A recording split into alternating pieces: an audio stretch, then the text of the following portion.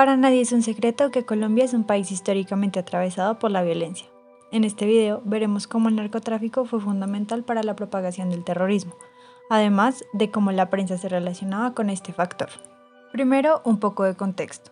En los años 70, el narcotráfico en Colombia tuvo su auge. Nacieron distintos carteles como el cartel de Medellín o el cartel de Cali, que con el pasar de los años tomaron cada vez más poder gracias a sus riquezas y la violencia que ejercían.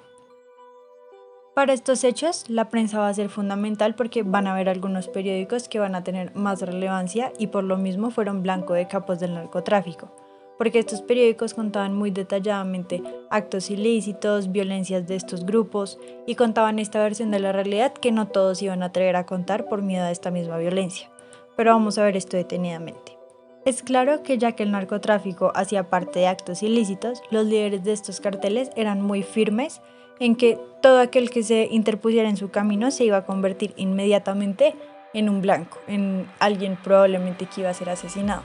Entonces por eso muchos dirigentes políticos y personalidades públicas que estaban como en esta búsqueda de que el narcotráfico perdiera tanto poder o que denunciaban todos estos nexos, a la final fueron asesinados. Entonces, por ejemplo, podríamos empezar a hablar del ministro de Justicia Rodrigo Lara Bonilla, que en 1984 fue asesinado por sicarios por orden de Pablo Escobar.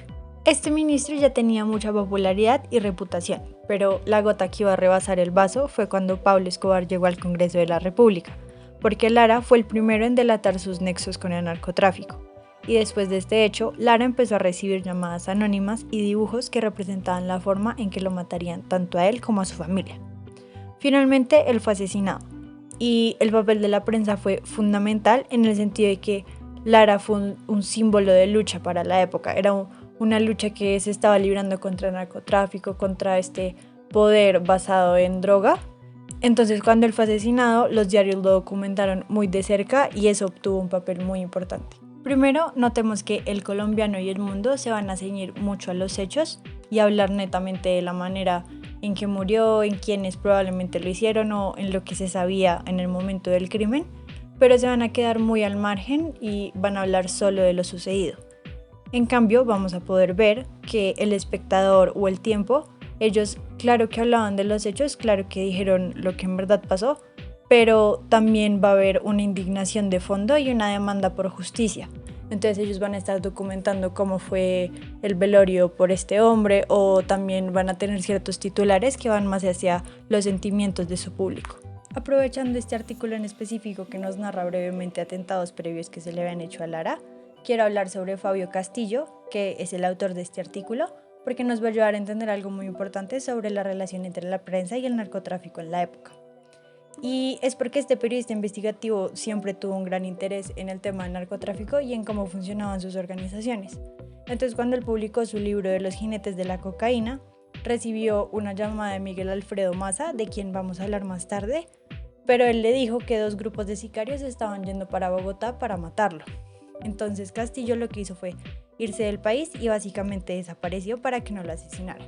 En 1986, cuando un sicario de los Priscos asesinó a Guillermo Cano con una ametralladora, fue uno de los momentos más impactantes para la prensa colombiana. Él era el director del Espectador de la época y se había convertido en un blanco de Pablo Escobar porque Cano tenía una columna de opinión llamada Libreta de Apuntes, y en esta hacía generalmente acusaciones y críticas directas hacia el capo. Además, no podemos dejar de lado que, ya que era el director del Espectador, el papel del Espectador iba a ser fundamental para la época.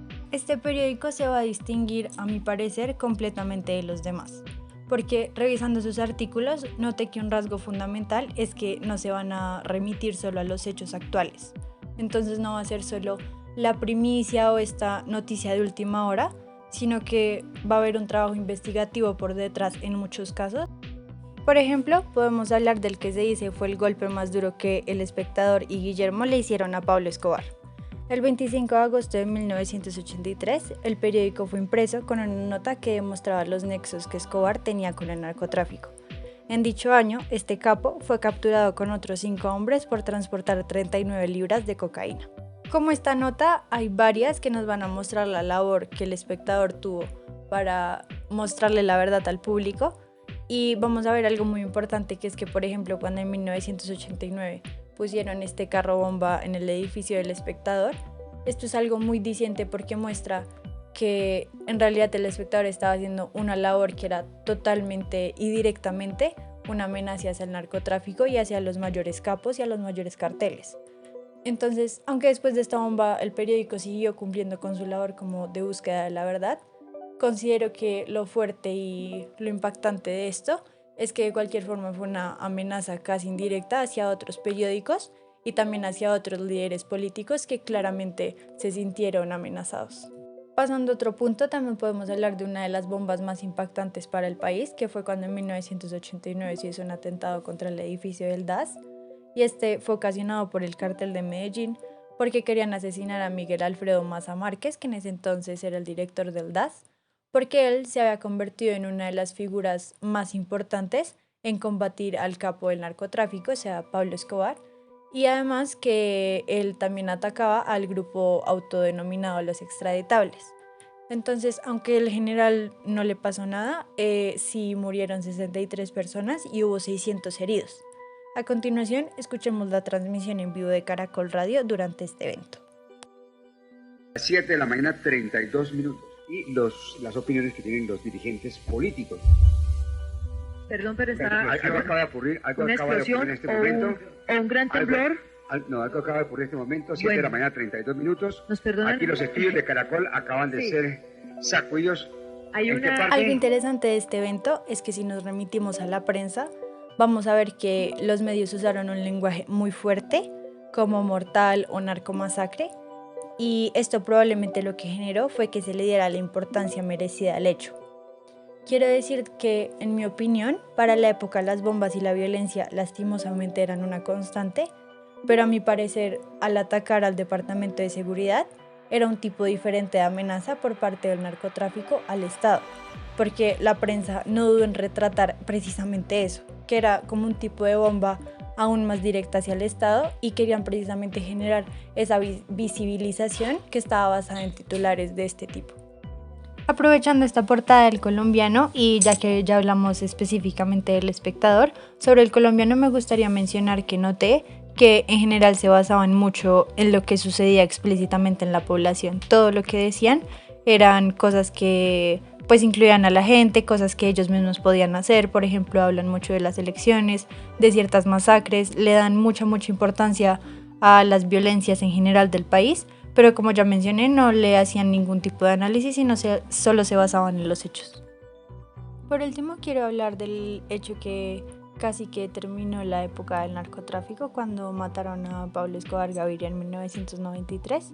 Entonces, muy brevemente, quiero anotar algo muy interesante. Es un ambiente de tranquilidad, de calma en la capital antioqueña. Por ahora es calma y las autoridades han dicho que la situación es normal. De todas maneras, era nuestro padre, él desapareció, la gente no lo conoció como padre. Lo que podemos ver en estas dos grabaciones es que en el primer noticiero se es muy concreto acerca de lo que pasó y se recalca que en realidad no hay ningún disturbio y que en general la gente está muy tranquila. En cambio, en el segundo se entrevistó al hijo de Pablo Escobar y se intenta generar cierto sentimiento de que al fin y al cabo él era humano. Y lo que vamos a ver por medio de estas portadas es que en general casi todos los periódicos del país se empeñaron en documentar lo que sucedió con Pablo Escobar. Sin embargo, periódicos como El Tiempo y El Espectador dijeron cosas como por fin cayó, en cambio el colombiano solamente menciona que lo mataron, es decir, toman cierto partido. Lo que podemos concluir es que durante esta época que estaba llena de violencia, la prensa fue más que fundamental, porque la realidad es que si no lo hubiera sido, no se habrían visto tantos atentados a periodistas y periódicos, porque pues yo en lo personal no podía hablar como de todos los funcionarios públicos o periodistas o líderes sociales que fueron secuestrados, amenazados, asesinados por contar como esta verdad del narcotráfico y organizaciones, pero a mí lo que me parece memorable es que aunque ellos sabían como este riesgo de que iban a ser amenazados o asesinados, de cualquier forma insistían en contar aquello que la gente necesitaba saber, que el narcotráfico era sinónimo de violencia y que estaba arrasando totalmente con toda la población y estaba en todas las esferas de poder colombianas. Además, lo que nos va a mostrar esta época son periodistas muy importantes como Fabio Castillo y Guillermo Cano, que desafiaban estos poderes y mostraban algo muy importante para la prensa y la marcaron. Entonces, esta época va a mostrar personas que no buscaban poder o reconocimiento, sino una verdad. Entonces, la relación con la prensa en narcotráfico va a ser precisamente esta, que el narcotráfico quería este poder sobre el oficio, pero el periodismo va a servir para rebelarse y para esta denuncia social, para informar todo el tiempo a las personas.